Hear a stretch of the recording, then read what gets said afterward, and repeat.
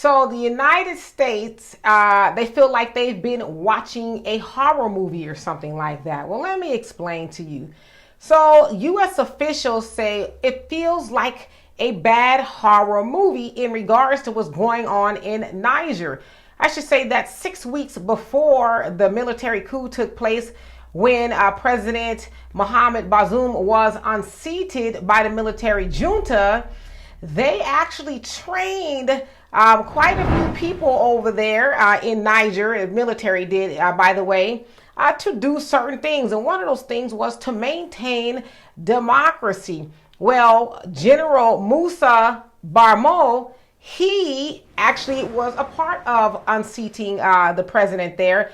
And so the U.S. officials are like, well, wow, we spent so much money there. They said from 2012, they spent over $500 million with partnering. Y'all get that? Partnering with Niger. And, you know, basically how dare them take what we have given them to turn against us, right? Because we know that the United States has a lot of interest in African countries, and Niger happens to be one of them. And so they're like, we're kind of at a crossroads. We don't know whether to cut off, here's this word again, the partnership with Niger. And we know anytime that the United States is involved, there's never a partnership. It's more like a dictatorship, right? But they're calling it a partnership.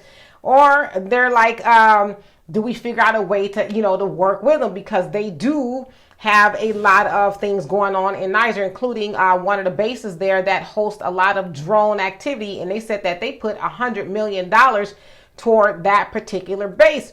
And so they're saying, well, we hope that President Mohamed Bazoum actually gets back into office. He is currently under house arrest. I don't know why United States would think that.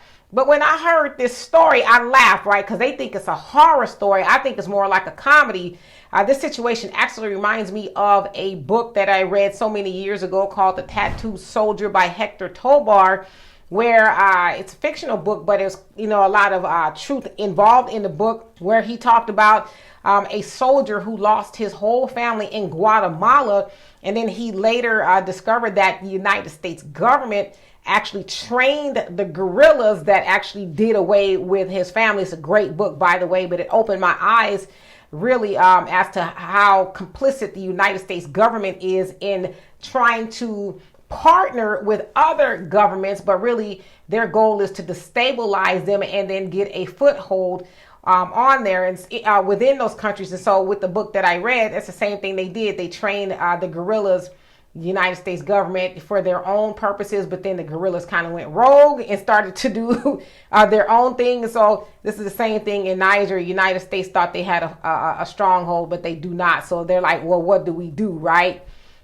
So you don't do anything. It backfired on you. They took the resources that you gave them and they used it to do what they wanted to do, and that was to gain control of their country. Because there's no secret that the president that's under house arrest, he may have been compromised, if you will, and not doing the will of the people, which a lot of presidents do that, right? So anyway, United States thinks that it's a horror story. I tend to think that it's more like a comedy. Hardy, har. So anyway, y'all tell me what you think it is. And for more insightful commentary, please subscribe to this channel and my channel, The Demetra Kaye Show, here on YouTube. Peace.